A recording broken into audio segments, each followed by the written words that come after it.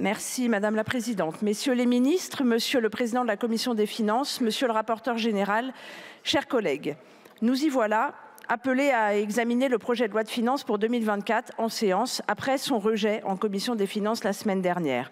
Et c'est bien du rejet de ce texte que je vais vous parler. Le budget qui nous est présenté est le plus austéritaire que notre pays n'ait jamais connu. C'est la première fois que le budget de l'État baisse en valeur. Il s'agit d'une austérité historique. En tenant compte de l'inflation prévue en 2024, cela correspond à un repli réel de 3,5% des dépenses publiques. À l'heure où d'immenses défis climatiques, géopolitiques, économiques et sociaux se dressent devant nous, une telle contraction de la dépense et de l'investissement public est irresponsable. Elle risque de mener le pays aux pires difficultés et d'accroître encore un peu plus la précarité et l'appauvrissement général des Françaises et des Français. 9 millions de personnes sont déjà aujourd'hui en situation de privation matérielle et sociale. Cela représente 14% de la population, soit le niveau le plus élevé jamais atteint par cet indicateur depuis que l'INSEE le calcule. Un Français sur 6 ne mange pas à sa faim et doit sauter des repas selon le rapport du Crédoc publié en mai 2023. L'inflation fait des ravages sans précédent et les salaires ne suivent pas. Cette inflation ne vient pourtant pas de nulle part. En ce qui concerne les produits alimentaires, elle s'explique à plus de 70% par l'augmentation des marges des entreprises du secteur. En se refusant à agir contre l'avidité sans limite des actionnaires, le pouvoir exécutif a abandonné les Françaises et les Français à l'arbitraire du marché. Le gouvernement a donc une responsabilité immense dans cette situation. En multipliant les petits chèques temporaires qui ont fini dans les poches des industriels et en continuant sa folle politique de l'offre, plutôt que de prendre des mesures structurelles contre la hausse des prix. L'exécutif a laissé filer l'inflation tout en dégradant les finances publiques. Cette politique est un échec et nous le disons depuis plus d'1 an. Arrivé en bout de course, enfermé dans un entêtement absurde, l'exécutif ne donne plus qu'un objectif, redresser les comptes publics par une austérité mortifère. Pourtant, les solutions existent pour mettre fin à la spirale infernale de la précarité et de l'exclusion dans laquelle tant de nos compatriotes sont plongés. Depuis plus d'1 an, nous défendons de nombreuses propositions auxquelles ce gouvernement et la minorité parlementaire répondent avec mépris. Nous avons proposé un blocage des prix financé par les marges des distributeurs. Vous avez préféré demander et encore demander un geste de leur part qui ne viendra jamais.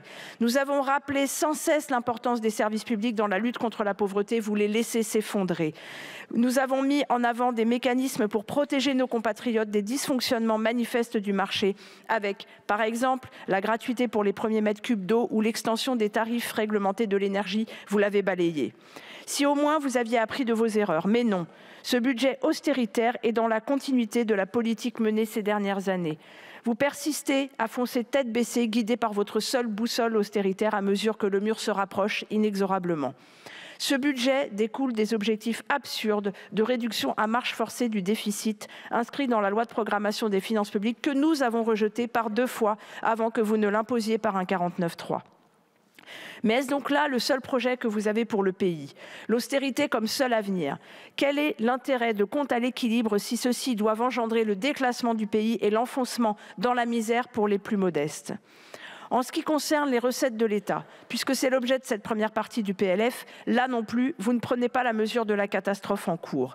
Au contraire, votre projet se contente de pérenniser et d'approfondir tout ce qui n'a pas fonctionné depuis 6 ans.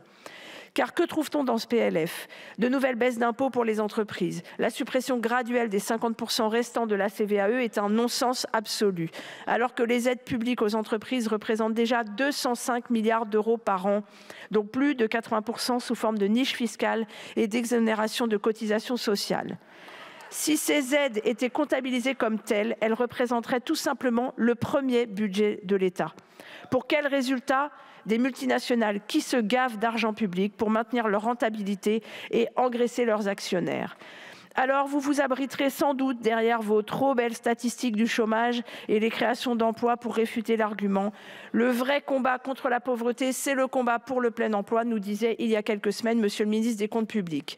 Mais que faites-vous des 2 millions de travailleurs pauvres que compte notre pays?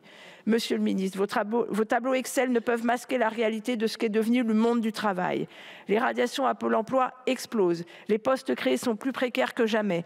Le travail perd de son sens, les corps souffrent, les morts au travail continuent de s'égrener dans l'indifférence générale et le découragement gagne les chômeurs de longue durée qui n'apparaissent donc plus dans vos statistiques.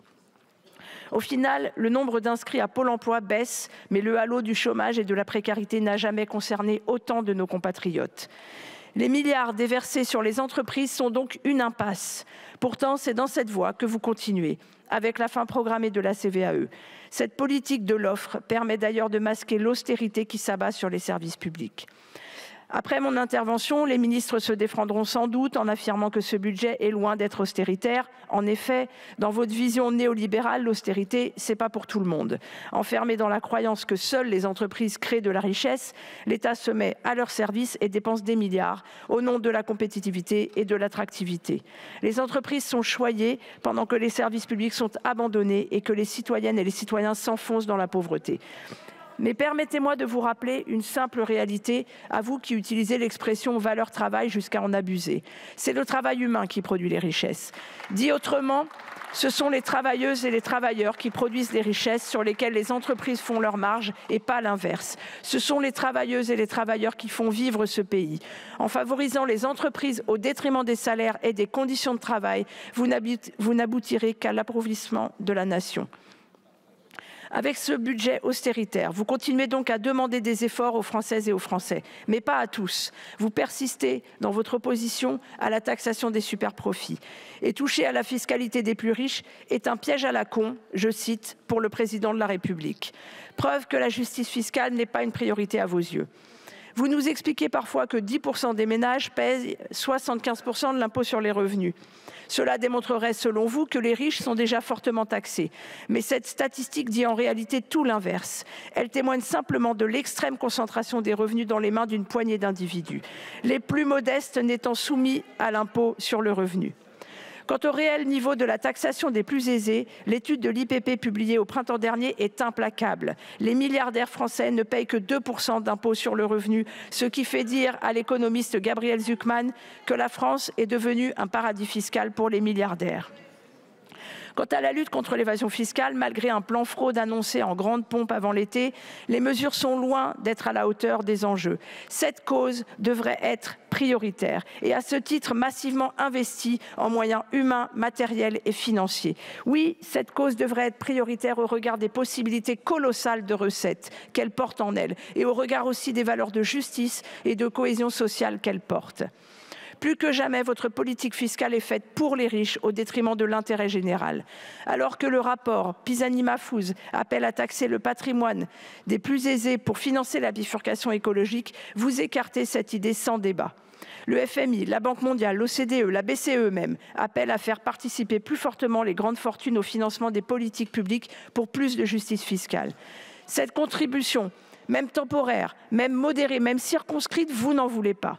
Qu'attendez-vous pour réaliser votre erreur? Que la France ait atteint le niveau d'inégalité d'une république bananière ou qu'une poignée d'oligarques vit dans le luxe pendant que le peuple fait la queue devant les banques alimentaires débordées?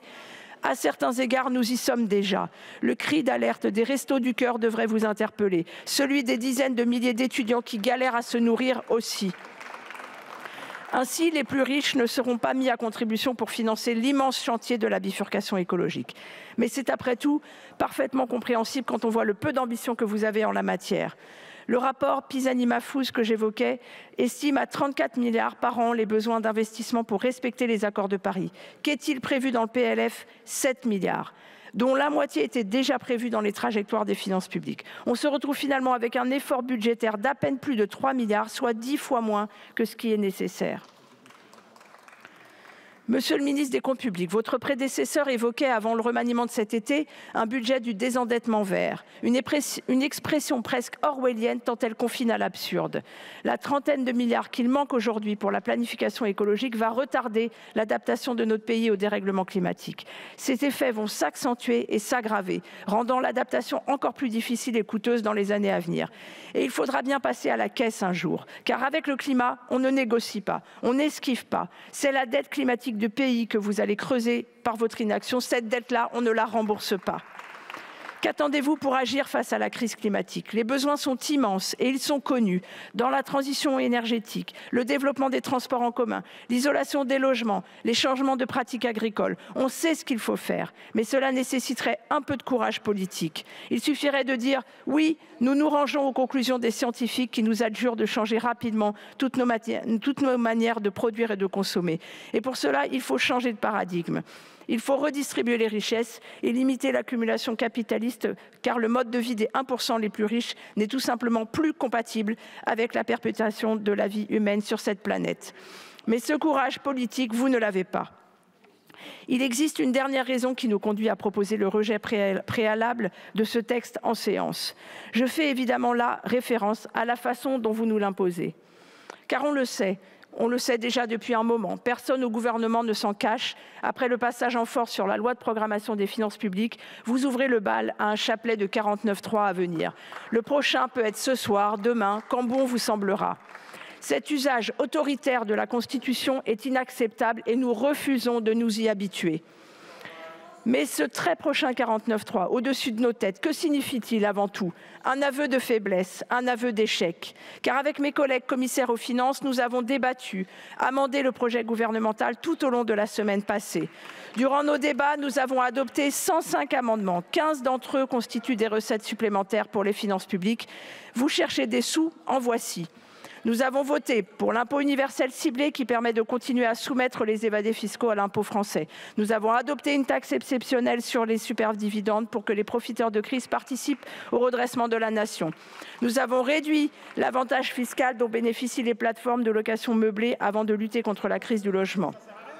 Et il y aurait tant d'autres exemples à citer, de l'imposition des programmes de rachat d'actions, à l'augmentation de la taxe sur les transactions financières à hauteur de 10 milliards d'euros, en passant par une indexation différenciée des tranches de l'impôt sur le revenu afin d'en renforcer la progressivité. Oui, toutes ces mesures, nous les avons adoptées en commission des finances.